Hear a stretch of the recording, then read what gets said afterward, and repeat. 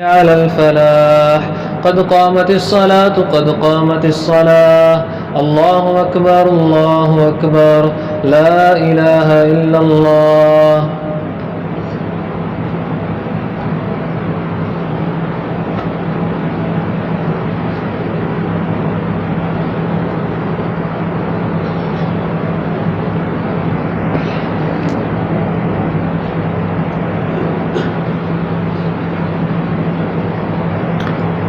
الله أكبر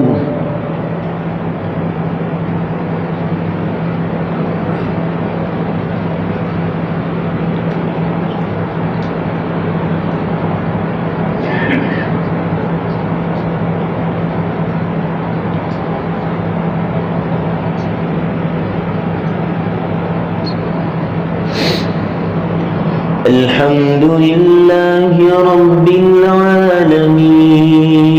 الرحمن الرحيم مالك يوم الدين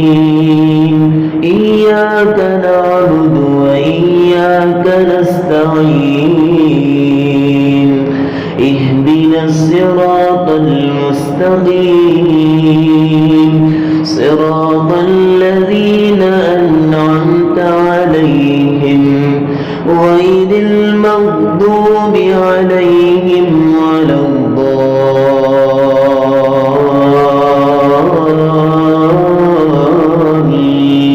الضالين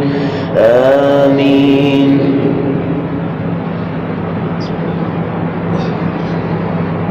الحمد لله الذي خلق السماوات والأرض وجعل الظلمات والنور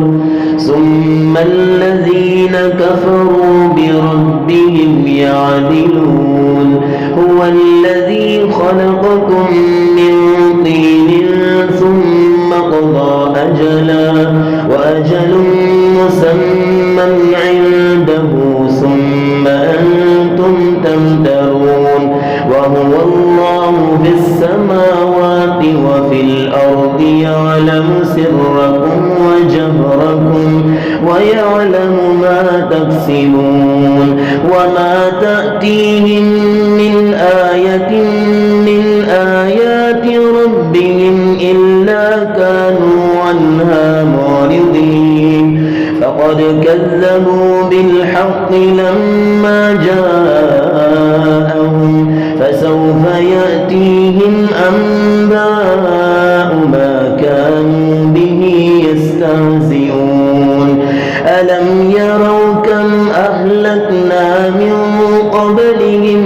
من قرن مكناهم في الأرض ما لم نمكن لكم وأرسلنا السماء عليهم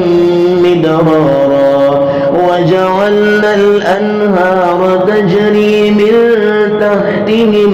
فأهلكناهم بذنوبهم وأنشأنا من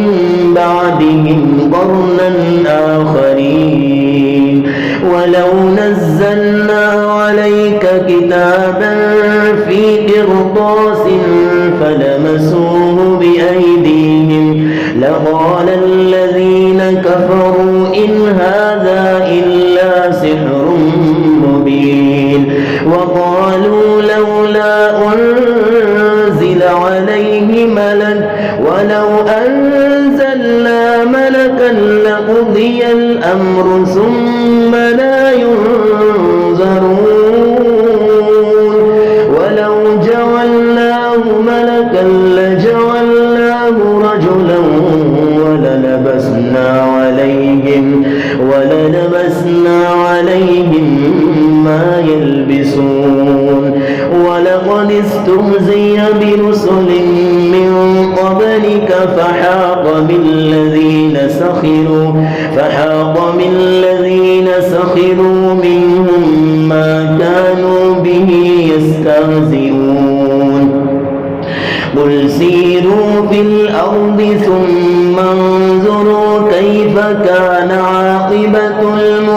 المكذبين قل لمن ما في السماوات والأرض قل لله كتب على نفسه الرحمة ليجمعنكم إلى يوم القيامة لا ريب فيه الذين خسروا أنفسهم فهم لا يؤمنون وله ما سكن في الليل والنهار وهو السميع العليم قل أغير الله أتخذ وليا فاطر السماوات والأرض وهو يطعم ولا يطعم قل إني أمرت أن أكون أول من أسلم ولا تكونن من المشركين قل إني أخاف إن عصيت ربي عذاب يوم عظيم من يصرف عنه يومئذ فقد رحمه وذلك الفوز المبين وإن يمسسك الله بضر فلا كاشف له إلا هو وإن يمسسك بخير فهو على كل شيء قدير وهو القاهر فوق عباده وهو الحكيم الخبير قل أي شيء أكبر شهادة قل الله شهيد بيني وبينكم وأوحي إلي هذا القرآن لأنذركم به ومن بلغ أئنكم لتشهدون أن مع الله آلهة أخرى قل لا أشهد قل إنما هو إله واحد وإنني بريء مما تشركون الذين آتيناهم الكتاب يعرفونه كما يعرفون أبناءهم الذين خسروا أنفسهم فهم لا يؤمنون ومن أظلم ممن افترى على الله كذبا أو كذب بآياته إنه لا يفلح الظالمون ومن أظلم ممن افترى على الله كذبا أو كذب بآياته إنه لا يفلح الظالمون ويوم نحشرهم جميعا ثم نقول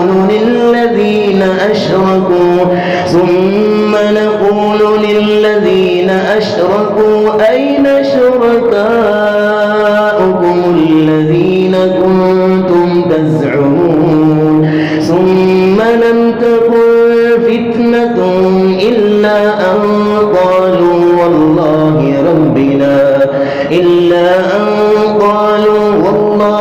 ربنا ما كنا مشركين انظر كيف كذبوا على أنفسهم وضل عنهم ما كانوا يفترون ومنهم من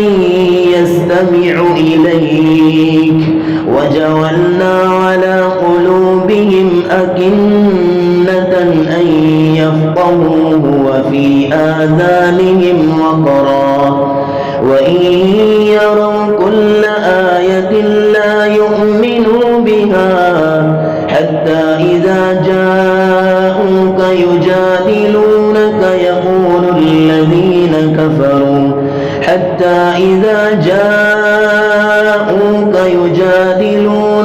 في الحق يجادلونك يقول الذين كفروا إن هذا إلا أساطير الأولين وهم ينهون عنه وينأون عنه وإن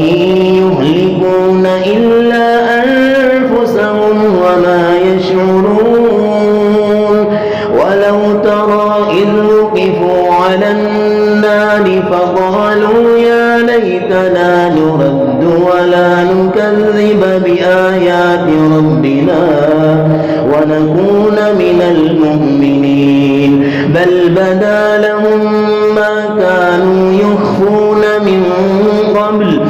ولو ردوا لعادوا لما نهوا عنه وإنهم لكاذبون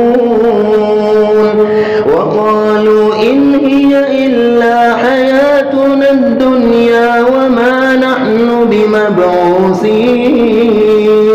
ولو ترى إذ وقفوا على ربهم قال أليس هذا بالحق قالوا بلى وربنا قال فذوقوا العذاب بما كنتم تكفرون قد خسر الذين كذبوا بلقاء الله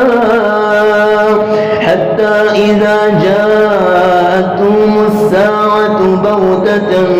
قالوا يا حسرتنا على ما فرطنا فيها وهم يحملون أوزارهم على ظهورهم ألا ساء ما يزرون وما الحياة الدنيا إلا لعب وله وللدار الآخرة خير للذين يتقون أفلا تعقلون قد نعلم إنه ليحزنك الذي يقولون فإنهم لا يكذبونك ولكن الظالمين بآيات الله يجحدون ولقد كذبت رسل من قبلك فصبروا على ما كذبوا وأوذوا حتى أتاهم نصرنا فنجي من نشاء ولا مبدل لكلمات الله ولقد جاءك من نبأ المرسلين وإن كان كبر عليك إعراضهم فإن استطعت أن تبتغي نفقا في الأرض أو سلما في السماء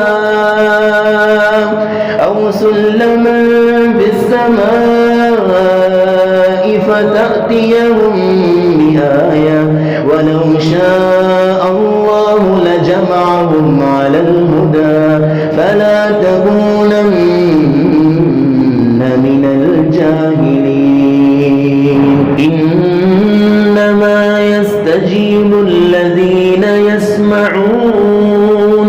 والموتى يبعثهم الله ثم إليه يرجعون وقالوا لولا نزل عليه آية من ربه قل إن الله قادر على أن ينزل آية ولكن أكثرهم لا يعلمون وما من دابة في الأرض ولا طائر يطير بجناحيه إلا أمم أمثالكم ما فرطنا في الكتاب من شيء ثم إلى ربهم يحشرون والذين كذبوا بآياتنا صم وبكم في الظلمات من يشاء الله يضلله ومن يشاء يجعله على صراط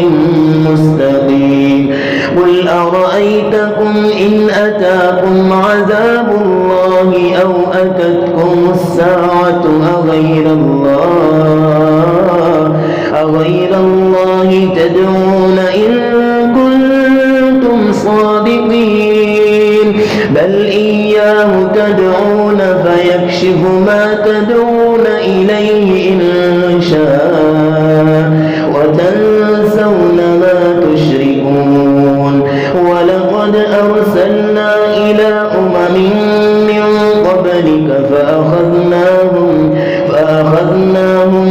بالبأساء والضراء لعلهم يتضرعون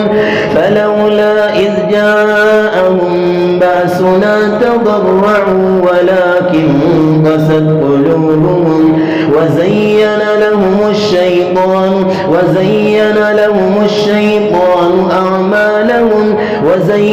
لهم الشيطان ما كانوا يعملون فلما نسوا ما ذكروا به فتحنا عليهم أبواب كل شيء حتى إذا فرحوا بما أوتوا أخذناهم بغتة فإذا هم مبلسون فقطع دابر القوم الذين ظلموا والحمد لله رب العالمين فقطع دابر القوم الذين ظلموا والحمد لله رب العالمين قل أرأيتم إن أخذ الله سمعكم وأبصاركم وختم على قلوبكم من إله غير الله يأتيكم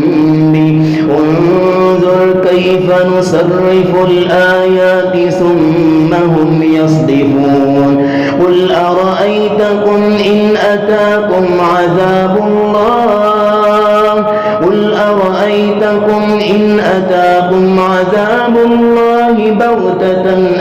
بغتة أو جهرة هل يهلك إلا القوم الظالمون وما نرسل المرسلين إلا مبشرين ومنذرين فمن آمن وأصلح فلا خوف عليهم ولا هم يحزنون والذين كذبوا بآياتنا يمسهم العذاب بما كانوا يفسقون قل لا أقول لكم عندي خزائن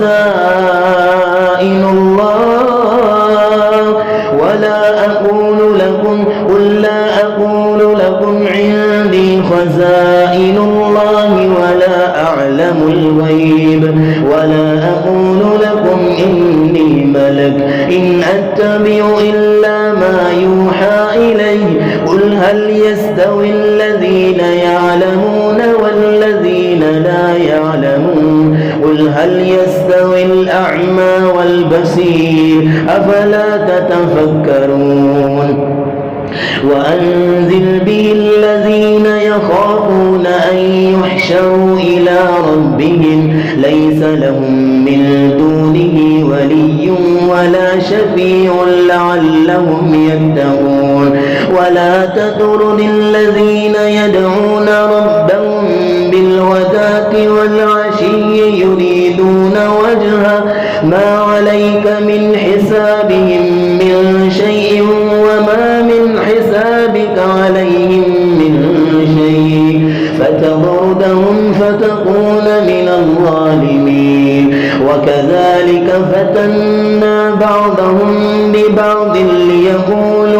ليقولوا أهؤلاء من الله عليهم من بيننا أليس الله بأعلم بالشاكرين وإذا جاءك الذين يؤمنون بآياتنا فقل سلام عليكم كتب ربكم على نفسه الرحمة أنه من عمل منكم سوءا بجهالة ثم تاب من بعده وأصلح فأنه غفور رحيم وكذلك نفصل الآيات ولتستبين سبيل المجرمين قل إني نهيت أن أعبد الذين تدعون من دون الله قل لا أتبع أهواءكم قد ضللت إذا وما أنا من المهتدين قل إني على بينة من ربي وكذبتم به ما عندي ما تستعجلون به إن الحكم إلا لله وهو خير الفاصلين قل لو أن عندي ما تستعجلون به لقضي الأمر بيني وبينكم والله أعلم بالظالمين وعنده مفاتح الغيب لا يعلمها إلا هو ويعلم ما في البر والبحر وما تسقط من ورقة إلا يعلمها ولا حبة في ظلمات الأرض ولا رطب ولا يابس إلا في كتاب مبين وهو الذي يتوفاكم بالليل ويعلم ما جرحتم بالنهار ثم يبعثكم فيه ليقضى أجل مسمى ثم إليه مرجعكم ثم ينبئكم بما كنتم تعملون وهو القاهر فوق عباده ويرسل عليكم حفظا حتى إذا جاء أحدكم الموت توفته رسلنا وهم لا يفرطون ثم ردوا إلى الله مولاهم الحق ألا له الحكم وهو أسرع الحاسبين قل من ينجيكم من ظلمات البر والبحر تدعونه تضرعا وخفيا لئن أنجانا من هذه لنكونن من الشاكرين قل الله ينجيكم منها ومن كل كرب ثم أنتم تشركون قل هو القادر على أن يبعث عليكم عذابا من فوقكم أو من تحت أرجلكم أو يلبسكم شيعا ويذيق بعضكم بأس بعض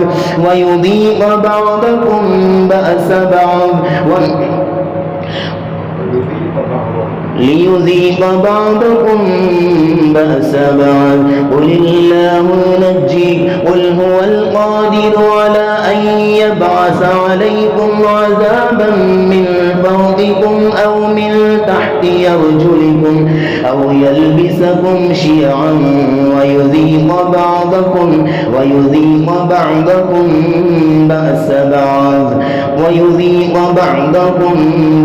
بأس بعض انظر كيف نصرف الآيات لعلهم يفقهون وكذب به قومك وهو الحق قل لست عليكم بوكيل لكل نبأ مستقر وسوف تعلمون وإذا رأيت الذين يخوضون في آياتنا فأعرض عنهم حتى يخوضوا في حديث غيره وإما ينسينك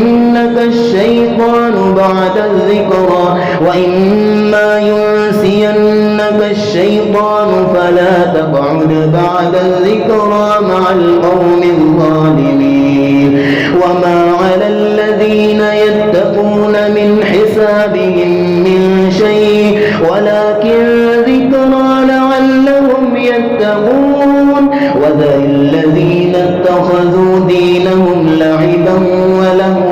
وغرتهم الحياة الدنيا وذكر به أن تبصر نفس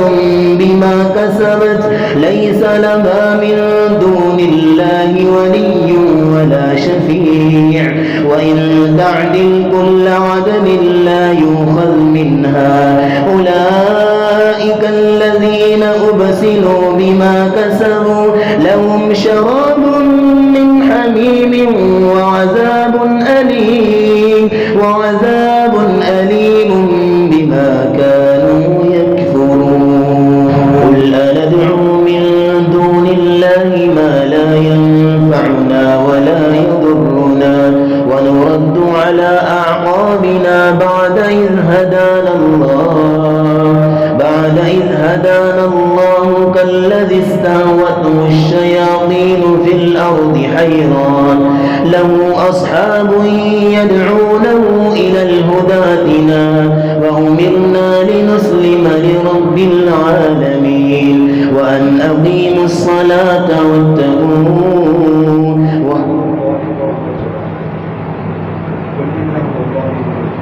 قل أندعو من دون الله ما لا ينفعنا ولا يضرنا ونرد على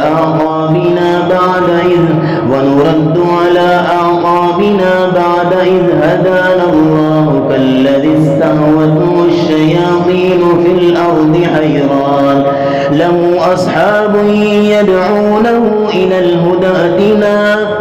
وأمرنا لنسلم قل إن هدى الله هو الهدى وأمرنا لنسلم لرب العالمين وأن أقيموا الصلاة واتقوه وهو الذي إليه تحشرون وهو الذي خلق السماوات والأرض بالحق ويوم يقول كن فيكون قوله الحق وله الملك يوم ينفخ في الصور عالم الغيب والشهادة وهو الحكيم الخبير وإذ قال إبراهيم لأبيه آزر أتتخذ أصناما آلهة إني أراك وقومك في ضلال مبين وكذلك نري إبراهيم ملكوت السماوات والأرض وليكون من الموقنين فلما جن عليه الليل رأى كوكبا قال هذا ربي فلما أفل قال لا أحب الآفلين فلما رأى القمر بازغا قال هذا ربي فلما أفل قال لئن لم يهدني ربي لأكونن من القوم الضالين فلما رأى الشمس بازغة قال هذا ربي هذا أكبر فلما أفلت قال يا قوم إني بريء مما تشركون إني وجهت وجهي للذي فطر السماوات والأرض حنيفا وما أنا من المشركين وحاجه قوم قال أتحاجوني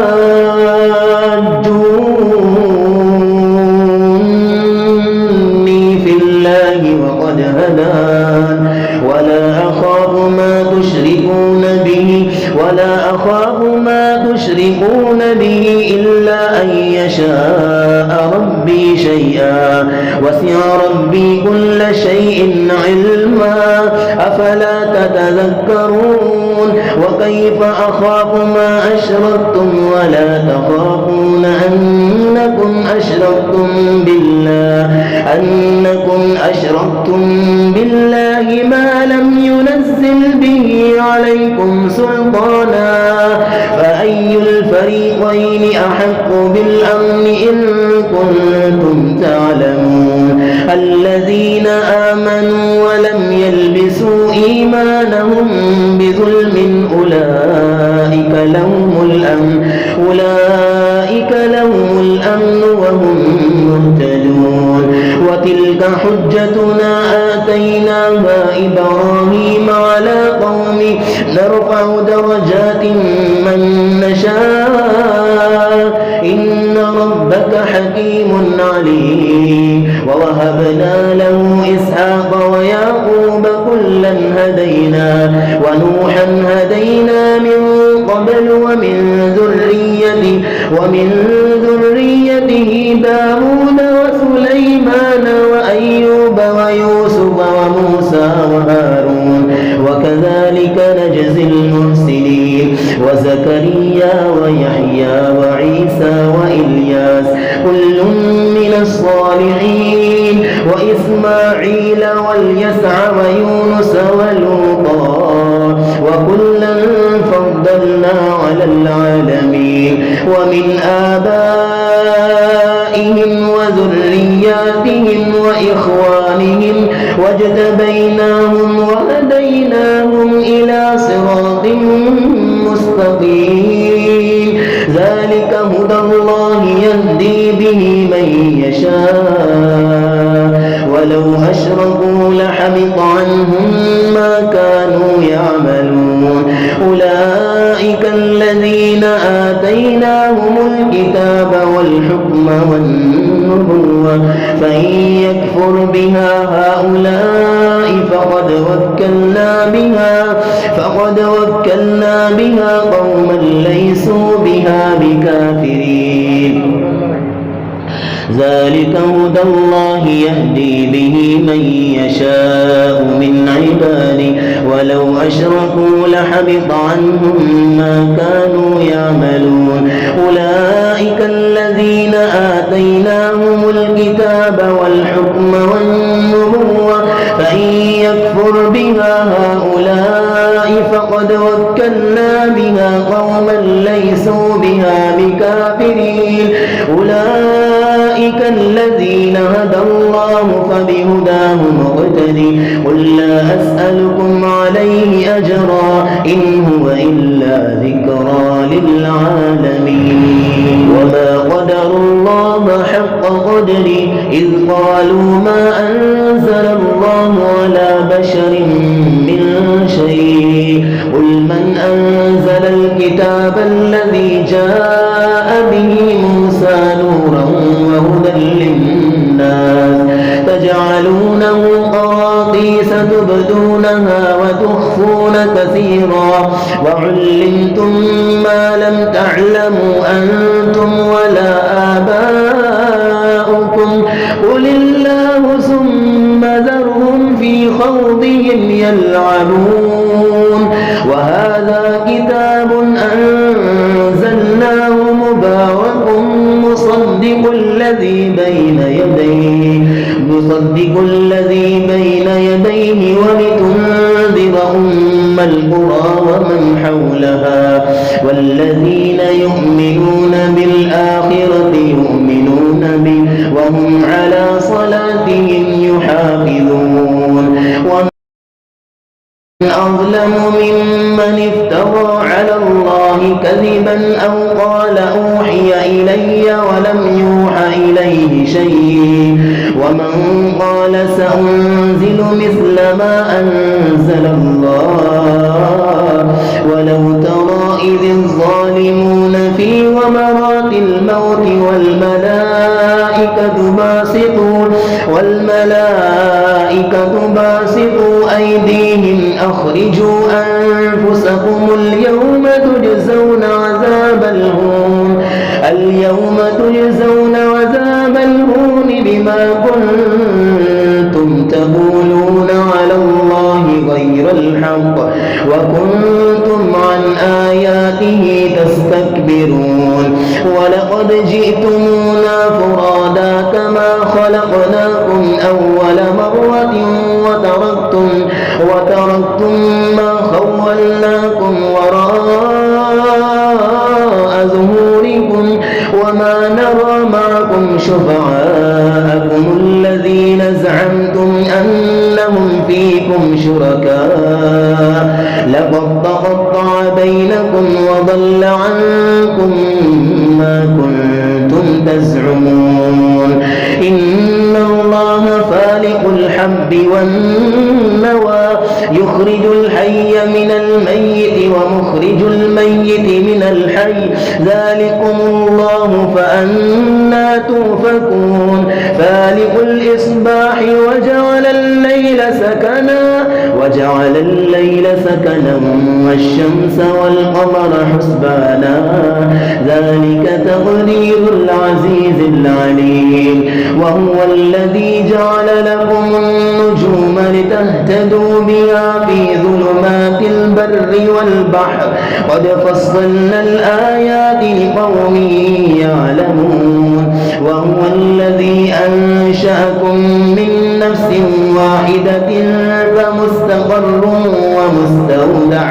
قد فصلنا الآيات لقوم يفقهون وهو الذي أنزل من السماء ماء فأخرجنا به نبات كل شيء فأخرجنا منه خضرا نخرج منه حبا متراكبا ومن النخل من طلعها قنفال دانية وجنات من أعناب والزيتون والرمان مشتبها وغير متشابه انظروا إلى ثمره إذا أثمر وينعي إن في ذلكم لآيات لقوم يؤمنون وجعلوا لله شركاء الجن وخلقوا له بنين وبنات بغير علم سبحانه وتعالى عما يصفون بديع السماوات والأرض أنى يكون له ولد ولم تكن له صاحبة وخلق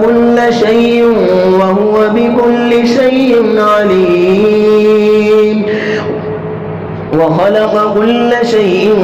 وهو بكل شيء عليم ذلكم الله ربكم لا إله إلا هو خالق كل شيء فاعبدوه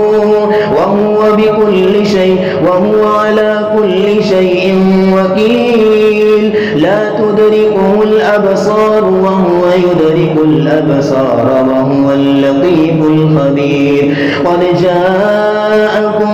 بصائر من ربكم فمن أبصر فلنفسه ومن عمي فعليها وما أنا عليكم بحفيظ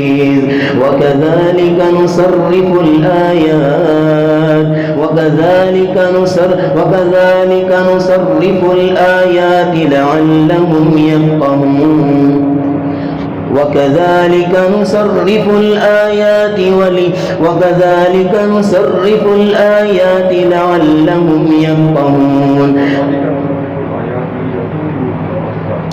وكذلك نصرف الآيات وليقولوا درست ولنبينه لقوم يعلمون اتبع ما أوحي إليك من ربك لا إله إلا هو وأعرض عن المشركين ولو شاء الله ما أشركوا وما جعلناك عليهم حفيظا وما أنت عليهم بوكيل ولا تسبوا الذين يدعون من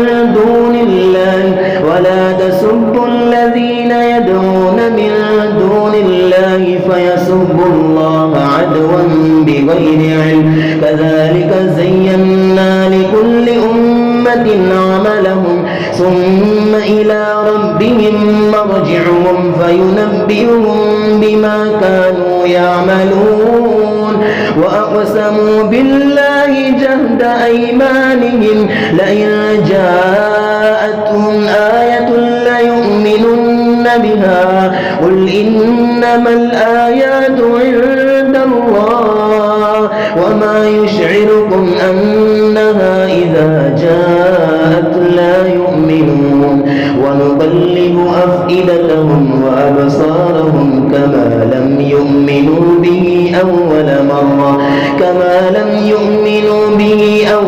مرة ونذرهم في طغيانهم يعمهون ولو أننا نزلنا إليهم الملائكة وكلمهم الموتى وحشرنا عليهم كل شيء قبلا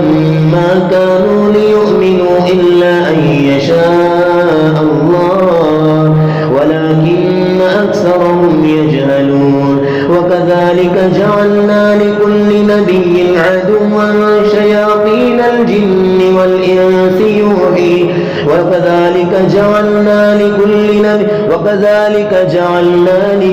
نبي عدوا من المجرمين وكذلك جعلنا لكل نبي عدوا شياطين الإنس يوحي بعضهم إلى بعض زخرف القول غرورا ولو شاء ربك ما فعلوه فذرهم وما يفترون ولتصغى إليه أفئدة الذين لا يؤمنون بالآخرة وليرضوه وليقترفوا ما هم مقترفون أفغير الله أبتغي حكما وهو الذي أنزل إليكم الكتاب مفصلا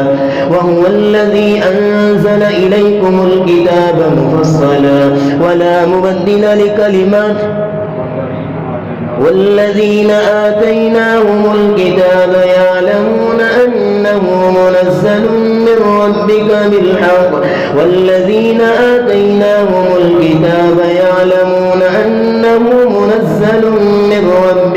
فلا تكونن من الممترين وتمت كلمة ربك صدقا وعدلا لا مبدل لكلماته وهو السميع العليم وإن تطع أكثر من في الأرض يضلوك عن سبيل الله إن يتبعون إلا الظن وإن هم إلا يخرصون إن ربك هو أعلم من يضل عن سبيله وهو أعلم بالمهتدين فكلوا مما ذكر اسم الله عليه إن كنتم بآياته مؤمنين وما لكم ألا تأكلوا مما ذكر اسم الله عليه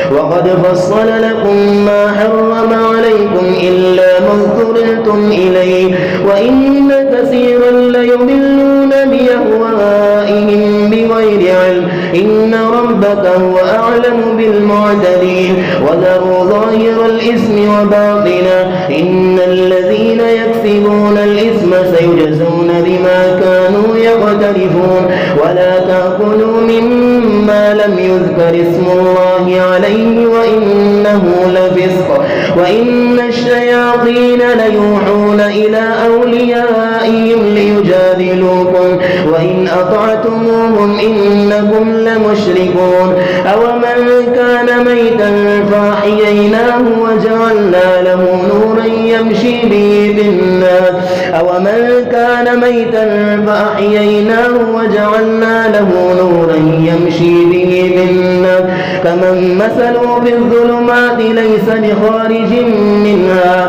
كمن مثله في الظلمات ليس بخارج منها كذلك زين للكافرين ما كانوا يعملون وكذلك جعلنا في كل قرية أكابر مجرميها ليمكروا فيها وما يمكرون إلا بأنفسهم وما يشعرون وإذا جاءتهم آية قالوا لن نؤمن حتى نؤتى مثل ما أوتي رسل الله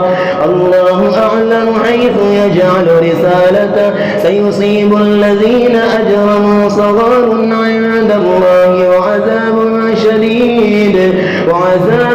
شديد بما كانوا يمكرون من يرد الله أن يهديه يشرح صدره للإسلام ومن يرد أن يضله يجعل صدره ضيقا حرجا كأنما يصعد في السماء كذلك يجعل الله الرجس على الذين لا يؤمنون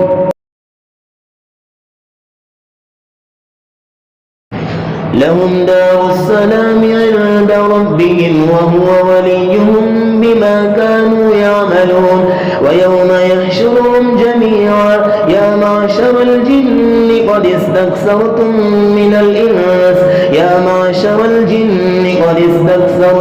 من الإنس وقال أولياؤهم من الإنس ربنا استمتع بعضنا ببعض وبلغنا أجلنا الذي أجلت لنا قال النار مثواكم خالدين فيها إلا ما شاء الله إن ربك حكيم حكيم عليم وكذلك نولي بعض الظالمين بعضا بما كانوا يكسبون يا معشر الجن والإنس ألم يأتكم رسل منكم يقصون عليكم آياتي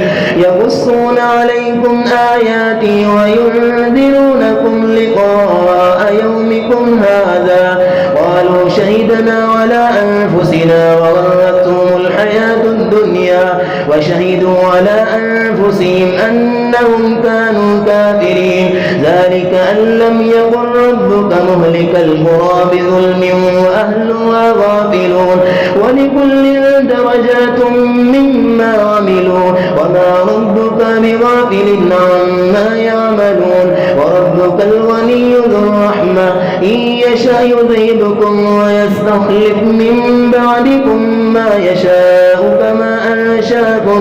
كما أنشاكم من ذرية قوم آخرين إنما توعدون لآت وما أنتم بمعجزين قل يا قوم اعملوا على مكانتكم إني عامل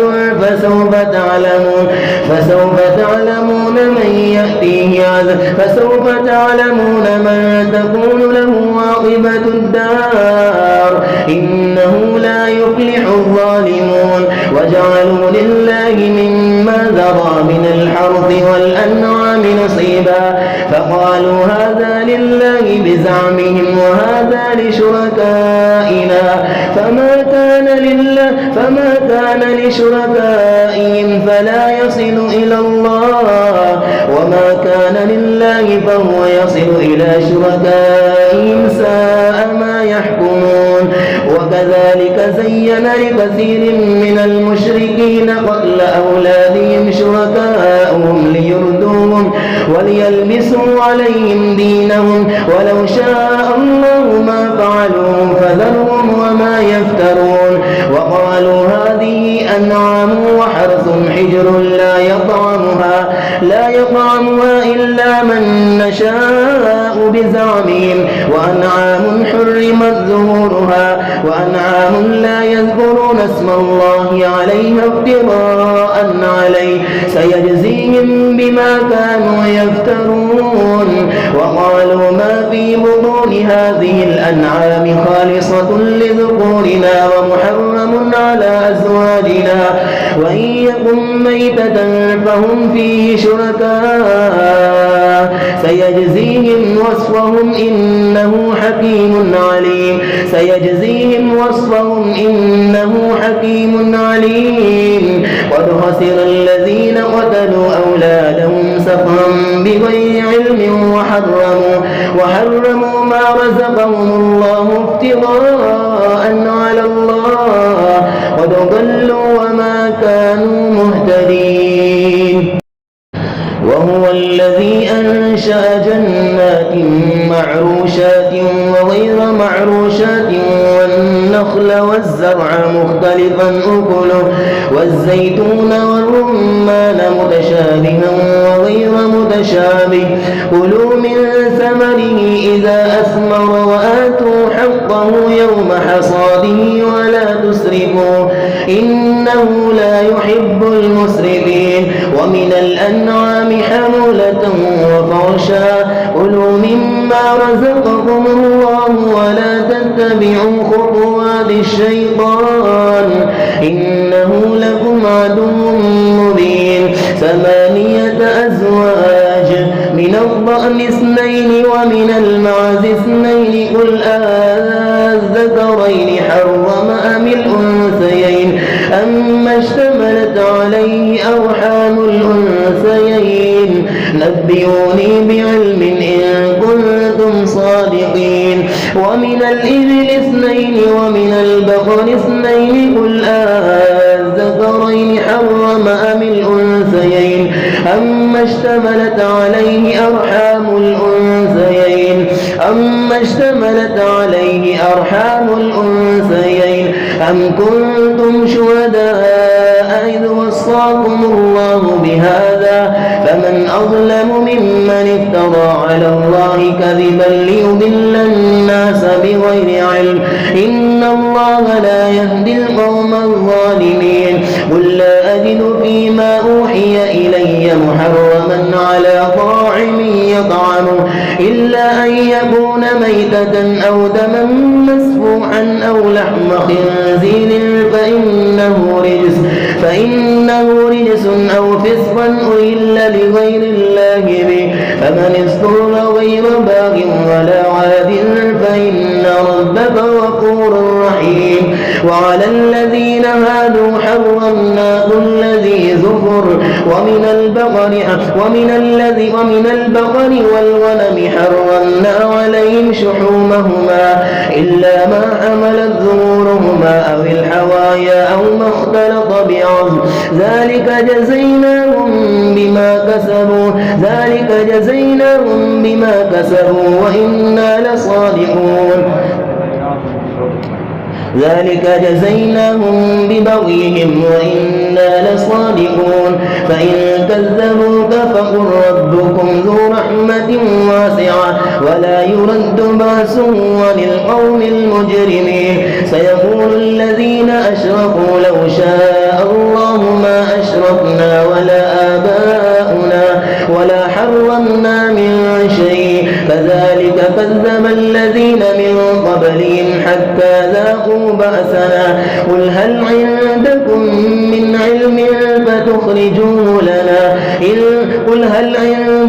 من علم فتخرجوه لنا إن تتبعون إلا الظن وإن أنتم إلا تخرصون قل هلم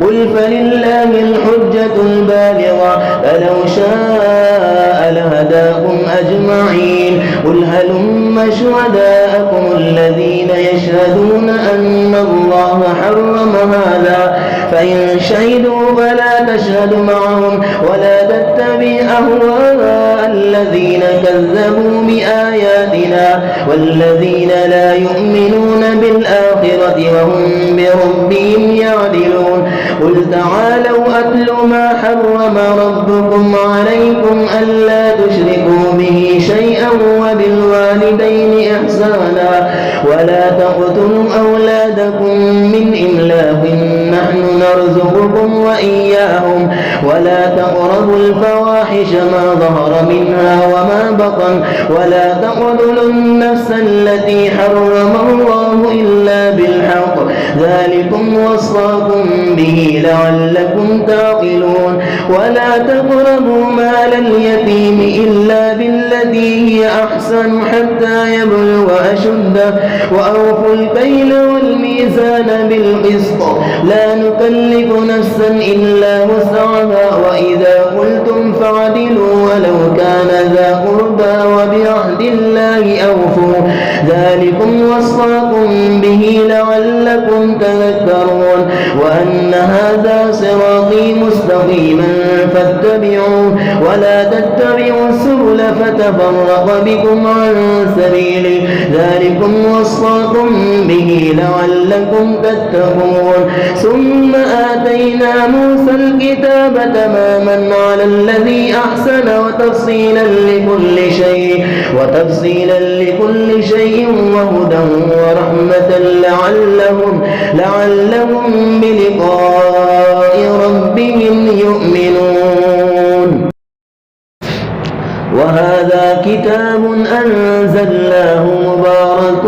فاتبعوه واتقوا لعلكم ترحمون أن تقولوا إنما أنزل الكتاب على طائفتين من قبلنا وإن كنا عن دراستهم لغافلين أو تقولوا لو أنا أنزل علينا الكتاب لكنا أهدى منهم فقد جاءكم بينة من ربكم وهدى ورحمة فمن أظلم ممن كذب بآيات الله وصدف عنها سنجزي الذين يصدفون عن آياتنا سوء العذاب بما كانوا يصدفون هل ينظرون إلا أن تأتيهم الملائكة أو يأتي ربك أو يأتي بعض آيات ربك يوم يأتي بعض آيات ربك لا ينفع نفسا إيمانها لم تكن آمنت من قبل أو كسبت في إيمانها خيرا قل انتظروا إنا منتظرون إن الذين فرقوا دينهم وكانوا شيعا لست منهم في شيء إنما أمرهم إلى الله ثم ينبئهم بما كانوا يفعلون من جاء بالحسنة فله عشر أمثالها ومن جاء بالسيئة فلا يجزى إلا مثلها وهم لا يظلمون قل إنني هداني ربي إلى صراط مستقيم دينا قيما ملة إبراهيم حنيفا وما كان من المشركين قل إن صلاتي ونسكي ومحياي ومماتي لله رب العالمين لا شريك له وبذلك أمرت وأنا أول المسلمين قل أغير الله أبغي ربا وهو رب كل شيء ولا تكسب كل نفس إلا عليها ولا تزر وازرة وزر أخرى ثم إلى ربكم مرجعكم فينبئكم بما كنتم فيه تختلفون وهو الذي جعلكم خلائف الأرض